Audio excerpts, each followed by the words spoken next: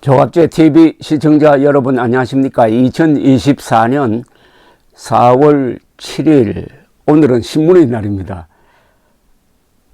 오전 9시입니다. 지난 3일 윤석열 대통령은 용산 대통령실에서 올해 103세가 된 김형석 연세대 철학과 명예교수를 초청을 해서 오찬을 함께 했습니다. 김수경 대통령실 대변인은 윤 대통령은 2021년 3월 검찰총장 퇴임 후 김 교수를 방문하여 대화를 나눈 적이 있다면서 평소에도 김 교수의 저서 100년을 살아보니 등을 읽고 존경심을 밝혀왔다고 했습니다. 윤 대통령은 식사를 시작하며 3년 전 이맘때 찾아뵙고 좋은 말씀을 들은 적이 있다면서 취임 후 빨리 모시고 싶었는데 이제야 모시게 됐다고 인사를 건넸다고 합니다.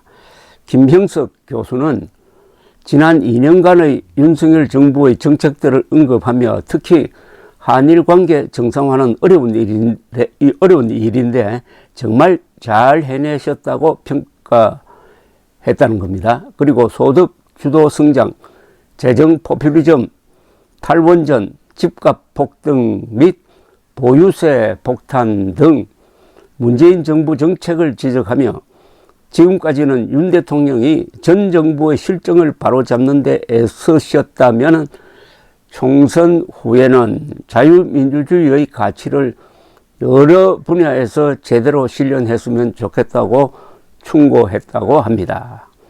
김 교수는 전공의들의 이탈 등 의료 현장의 혼란에 대해서 나도 교수지만 의대 교수들이 전공의들의 집단 행동을 만류하기는커녕 단체로 사직서를 제출하는 등 집단으로 동조하는 모습은 바람직하지 않다며 실망스럽다고 비판했다고 합니다.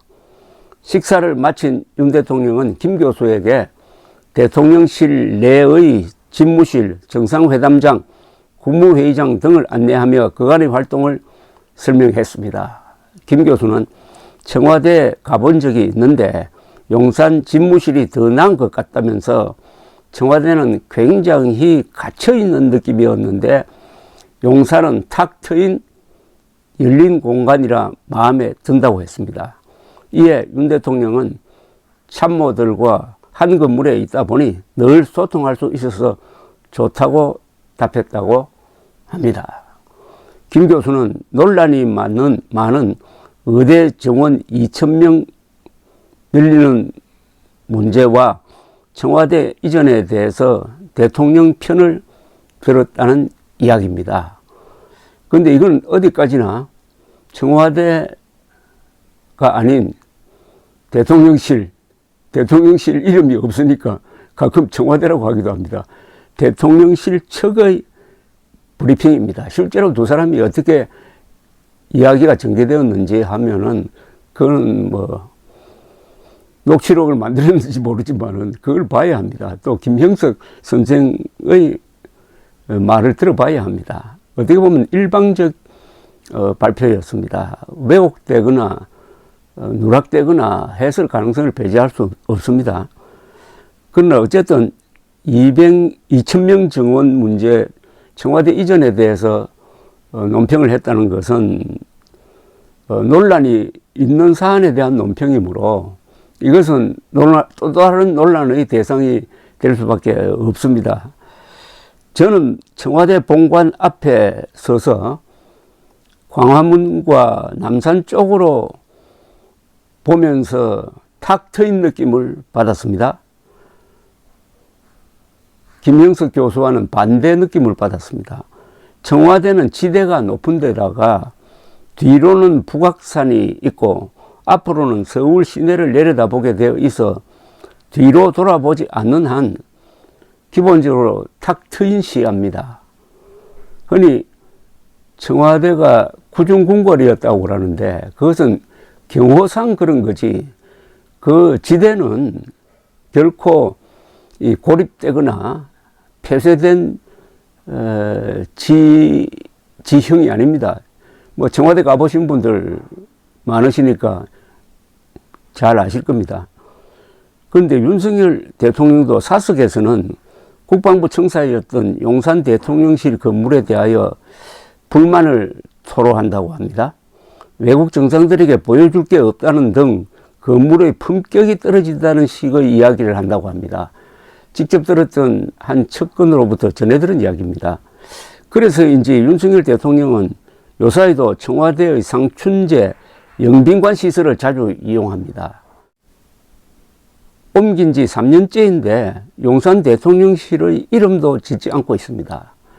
이 건물에 애착이 없다는 증거 아닐까요? 그런데도 두 사람은 이 대통령실 이전에 대하여 입을 맞춰 가지고 칭찬만 했습니다. 그런데 아이가 태어난 지 3년째인데 이름을 지어주지 않는다면 뭔가 문제가 있다는 뜻이 아닐까요? 저는 이 윤석열 대통령의 오늘날의 이 곤경, 이번 선거가 윤석열 심판선거로 되어버린 그 출발점은 청와대 이전에 있다고 봅니다. 놀랍게도 이분이 대통령에 취임한 이후에 청와대 이전을 추진한 게 아니고 당선 직후에, 당선 며칠 지나지 않아서 갑자기 공약상 청와대를 광화문으로 옮기려고 했는데 광화문에 적당한 건물이 없고 적당한 장소가 없다라고 선언을 하더니 국방부가 쓰고 있는 건물을 딱 찍어서 저기로 들어가겠다고 했습니다. 처음에 대부분의 언론이 비판적이었습니다. 광화문으로 옮길 수가 없으면은 다시 청와대로 들어가 가지고 거기서 신중하게 계획을 짜야 되는데 이게 특수부 검사의 흔히 별건 수사식 그 습관이 발동되었는지 이곳을 겨냥해서 안 되면은 또 다른 곳을 뚫는 식으로 국방부를 딱 찍었습니다. 그런데 아쉽게도 반대하던 언론, 특히 조선일보 같은 언론이 윤석열 대통령이 방침을 딱 정해버리니까 적극적으로 그걸 또 지원을 했어요. 그런데 그 당시 여론은 압도적으로 반대였습니다. 이건 졸속 이전이다. 반대를 했습니다. 그때부터 윤석열 대통령에 대한 지지율이 떨어지게 되었습니다. 5월 초순에 문재인 당시 대통령이 퇴임할 때의 지지율이 윤석열 당선자 지지율보다 더 높았습니다. 초유일이 벌어졌습니다. 그게 바로 청와대 이전 탓이었습니다. 또 하나 윤석열 대통령은 이렇게 무리를 해도 내가 밀고 나가면은 언론의 반대, 이거 별건 아니군 하는 자만심을 주었을 가능성이 있습니다. 그 뒤에 있었던 이준석 대표 몰아내기, 김기현 대표 무리하게 만들기 등등도 바로 청와대 이전을 견제하지 못한 한국의 언론이라든지 야당 때문이 아닌가. 거기서부터 윤석열 대통령의 오만 불통, 최근에는 의료 대란 때문에 무능이라는 이런 이미지가 만들어진 것이 아닌가 하는 생각을 지울 수가 없습니다. 무리한 청와대 이전의 부작용은 앞으로 더 커질 가능성이 있습니다. 선거 기간 중에 한동훈 위원장이 여의도 국회를 완전히 세종시로 옮기겠다고 했습니다. 그러면서 정치 수도로 만들겠다고 했습니다. 세종시를. 그리고 여기에 맞춰가지고 대통령실은 제2집무실을 세종시에서 만드는 걸 적극적으로 추진하겠다고 했습니다. 이 2027년 대통령 선거 전에 용산 대통령실을 완전히 세종시로 옮기겠다. 이렇게 선언할 가능성이 있습니다. 표를 얻기 위해서. 그렇게 되면은 슬그머니 단계적으로 수도가 서울에서 세종시로 가게 됩니다. 서울은 우리나라 역사상 한 1000년 동안 수도였습니다. 그 사실을 북한도 부인할 수 없으니까 1970년대까지 북한 헌법에 통일조국의 수도를 서울로 한다고 되어 있었습니다. 자, 결국 남북한의 대결은 이념 대결이기도 하면서 역사 전쟁이기도 합니다.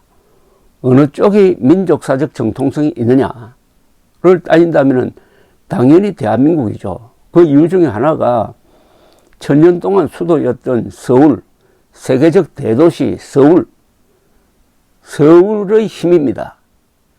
그런데 세종시로 옮기면은 남쪽으로 내륙 세종시로 옮기면은 평양 대 세종시의 대결이 되면은 세종시는 역사적 여러 조건과 이력이라든지 이런 걸 보면은 밀릴 수밖에 없게 될 겁니다. 그것을 노린 좌익 세력은 줄기차게 천도를 추진했으나 헌법재판소가 다행히 수도를 옮기는 것은 헌법 개정 사안이다라는 판례를 하나 남겼습니다. 그래도 여기에 불복해가지고 신행정 수도 건설이라는 대국민 사격을 벌였던 노무현 정부는 행정부의 반을 세종시로 옮기는 일종의 수도 분할을 했고, 여기에 박근혜 세력이 편성해가지고 이명박 대통령이 교육 과학도시로 만들겠다는 그 계획을 좌절시켰습니다. 그런데 윤석열 대통령까지 여기에 가세를 해가지고 표를 얻기 위해서 사실상 수도 이전을 추진한다면은 민족사의 크나큰 죄악을 저지르게 될 것입니다. 한반도의 상황에서는 남쪽으로 수도를 이전한 나라가 망했습니다. 고구려가 만주에서 평양으로 수도를 이전했고, 백제가 한성백제, 즉 이 몽촌토성 근방에 있던 수도를 공주로 옮겼다가, 그리고 공주에서 다시 부여로 옮겼다가 망했습니다. 수도 이전을 이런 식으로 표를 얻기 위해서 장난치는 세력이 있다고 하면은 민족사의 반역 세력이 될 수가 있습니다. 결과적으로는 김일성 편에 들어가는 겁니다. 청와대 이전 대통령실 문제에 대해서 김형석 교수가 윤석열 대통령과 같은 생각을 갖고 잘 되었다라고 한 데 대해서는 저는 반대 입장임을 분명히 합니다. 감사합니다.